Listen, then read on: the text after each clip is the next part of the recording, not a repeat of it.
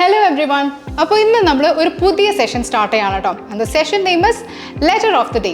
So basically ഈ session എന്ന് പറഞ്ഞിട്ടുണ്ടെങ്കിൽ നമ്മൾ ആൽഫബറ്റിൽ നിന്നും ഒരു ലെറ്റർ ഓരോ ദിവസവും ചൂസ് ചെയ്യും. എന്നിട്ട് ആ ലെറ്റർ വെച്ച് സ്റ്റാർട്ട് ചെയ്ത കുറച്ച് വേർഡ്സും അതിൻ്റെ മീനിങ്ങും ആയിരിക്കും നമ്മൾ പഠിക്കുന്നത്. ഓക്കെ, ആൻഡ് ഇന്നത്തെ ദിവസം നമ്മൾ ചൂസ് ചെയ്തിരിക്കുന്ന ലെറ്റർ ഡി ആണ്. സോ ഡി വെച്ചിട്ടുള്ള 3 വാക്കുകളും അതിൻ്റെ മീനിങ്സും ആണ് നമ്മൾ നോക്കാൻ പോകുന്നത്. അപ്പോൾ നമുക്ക് സെഷൻ സ്റ്റാർട്ട് ചെയ്താലോ. So the first word is defend. Defend എന്ന് പറഞ്ഞിട്ടുണ്ടെങ്കിൽ അതൊരു വേർബാണ്, അവിടെ ഒരു ആക്ഷൻ ആണ് പറയുന്നത്. Okay, and the meaning is പ്രതിരോധിക്കുക അല്ലെങ്കിൽ നമുക്ക് ന്യായീകരിക്കുക എന്നും പറയാം.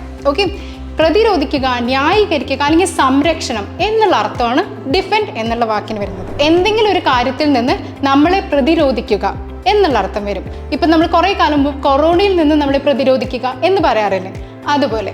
അല്ലെങ്കിൽ പിന്നെ നമ്മൾ ഒരാളെ അല്ലെങ്കിൽ നമ്മുടെ പ്രവൃത്തിയെ തന്നെ ന്യായീകരിക്കുക എന്നുള്ള അർത്ഥവും ഡിഫെൻഡിന് വരുന്നുണ്ട്. അല്ലെങ്കിൽ പിന്നെ സംരക്ഷണം കൊടുക്കുക. ഈ 3 അർത്ഥമാണ് നമ്മൾ ഡിഫെൻഡ് എന്നുള്ള വേർഡ് കൊണ്ട് ഉദ്ദേശിക്കുന്നത്. Moving on to the next word defendant. Defendant എന്ന് പറഞ്ഞിട്ടുണ്ടെങ്കിൽ അതൊരു നൗൺ ആയിട്ടാണ് നമ്മൾ യൂസ് ചെയ്യുന്നത്. ആൻഡ് അതിൻ്റെ അർത്ഥം വരുന്നത് എതിരാളി അല്ലെങ്കിൽ എതിർകക്ഷി എന്നുള്ളതാണ്.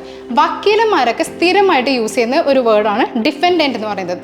കോർട്ട് റൂമിലൊക്കെയാണ് നമ്മൾ ഈ വാക്ക് സ്ഥിരമായിട്ട് യൂസ് ചെയ്ത് കാണുന്നത്. Okay, and the meaning is എതിരാളി അല്ലെങ്കിൽ എതിർകക്ഷി അല്ലെങ്കിൽ പ്രതി എന്നുള്ള രീതിയിലും നമുക്ക് ഈ വാക്ക് യൂസ് ചെയ്യാവുന്നതാണ്. ഇനി അടുത്ത വാക്കിലേക്ക് വരുമ്പോൾ ഡിഫെൻസ്.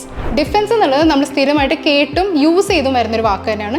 ഡിഫെൻസും ഈ പറയുന്നത് ഒരു നൗൺ ആണ്. അതിനർത്ഥം വരുന്നത് പ്രതിരോധം എന്നാണ്. ഈ വാക്കും ഈ പറയുന്നത് പ്രതിരോധിക്കുക എന്നുള്ളത് അവിടെ ഒരു ആക്ഷനാണ് നടക്കുന്നത്. ഇവിടെ ഒരു നൗൺ ആണ്, പ്രതിരോധം എന്നുള്ള അർത്ഥമാണ്. നേരത്തെ കൊറോണയുടെ കാര്യം തന്നെ പറയാം. കൊറോണയിൽ പ്രതിരോധം.